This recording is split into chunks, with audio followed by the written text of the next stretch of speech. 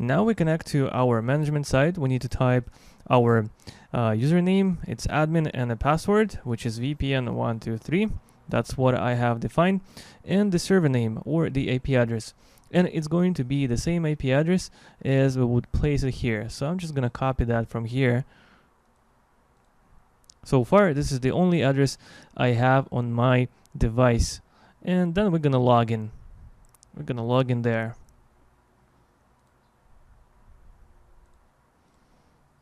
It's taken a little bit of time for the first time connect, and right after it's successfully connected, it's gonna give us the fingerprint.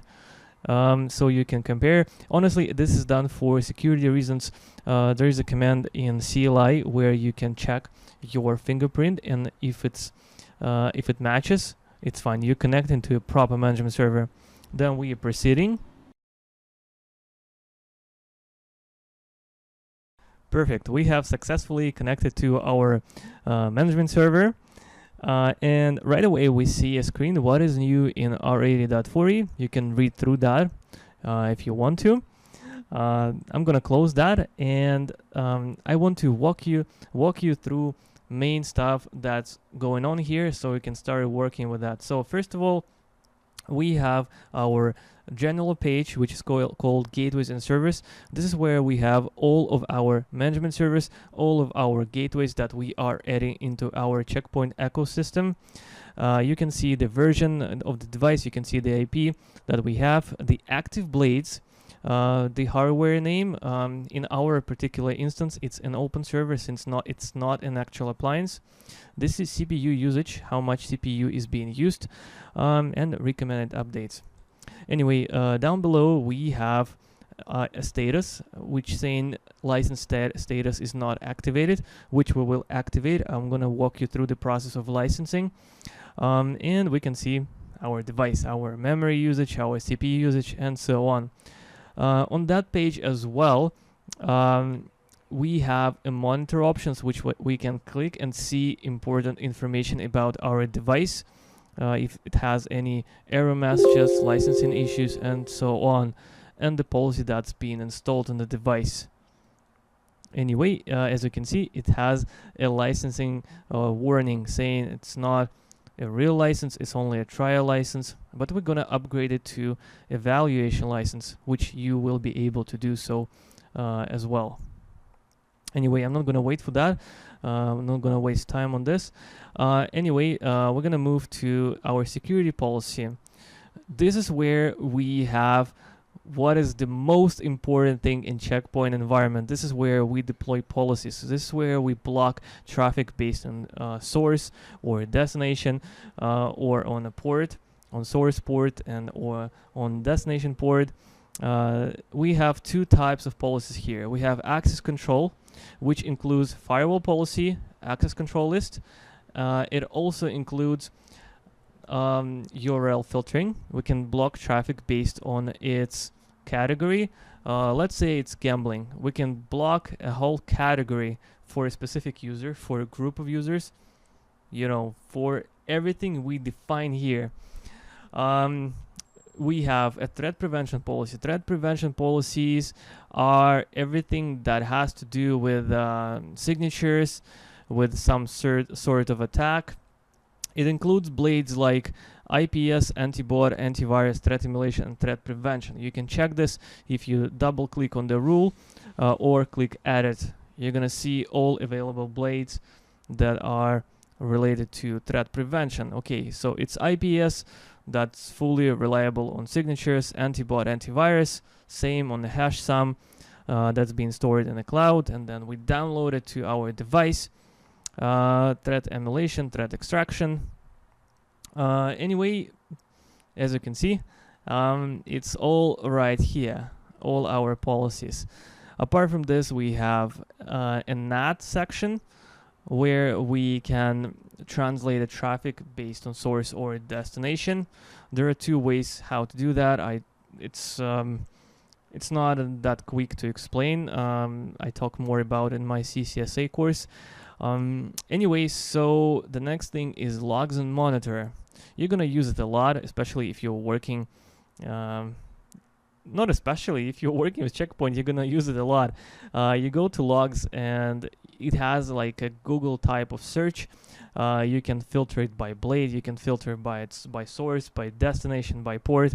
However you like, you can filter your traffic and see if the traffic is being blocked or accepted, and see if your firewall is dropping the traffic, if it's accepting that.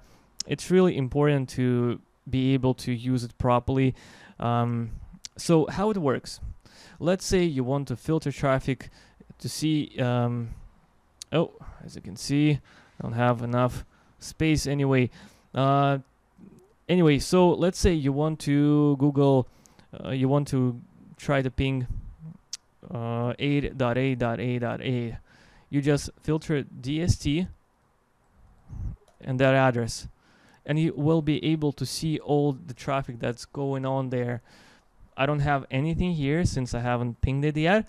But anyway, you see the point I'm trying to make. It has a filter. You can type it.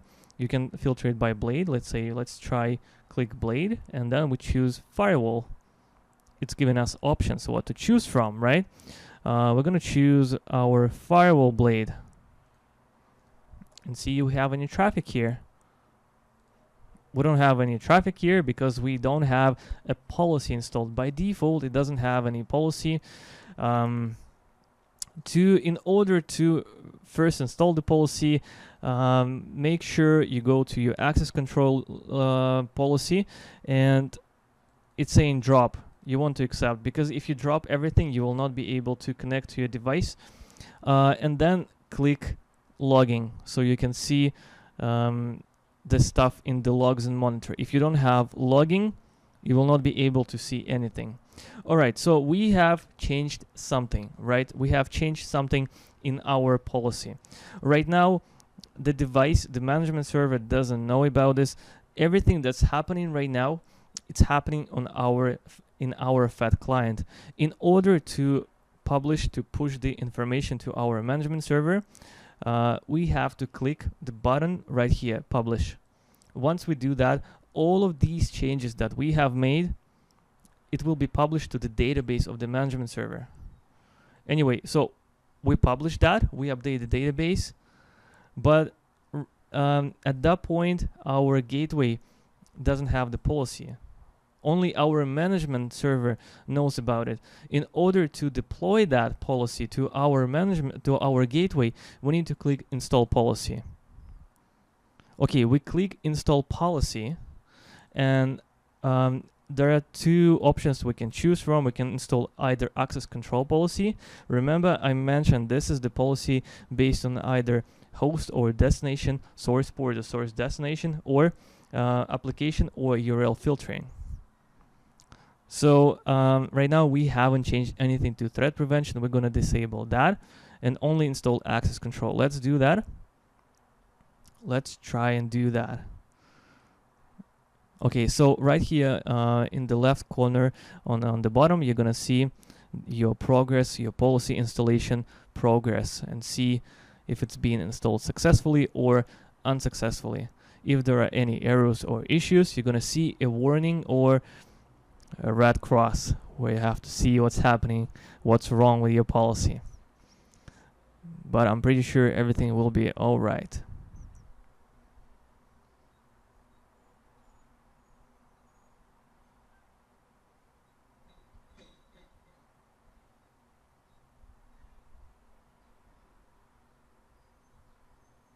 Okay, perfect. We have installed the policy, and we can see now our gateway has a policy.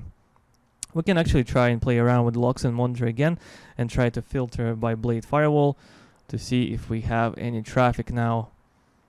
Yeah, as you can see now, it's logging everything with the blade firewall. We can actually see the blade, the traffic is being accepted, what type of connection. We can open each packet to see what's happening, to see what's going on, to see a more detailed information on that. If we enable more blades, we enable the logging, and we can filter by more blades. Okay, another thing that is really important here is the object categories here, because if you're working with Checkpoint, you need to create more objects, more networks, more gateways and stuff. It might take a little bit of time to understand how it works, but we're gonna do that later when we try to deploy our Windows machine behind our Checkpoint firewall so we can test it.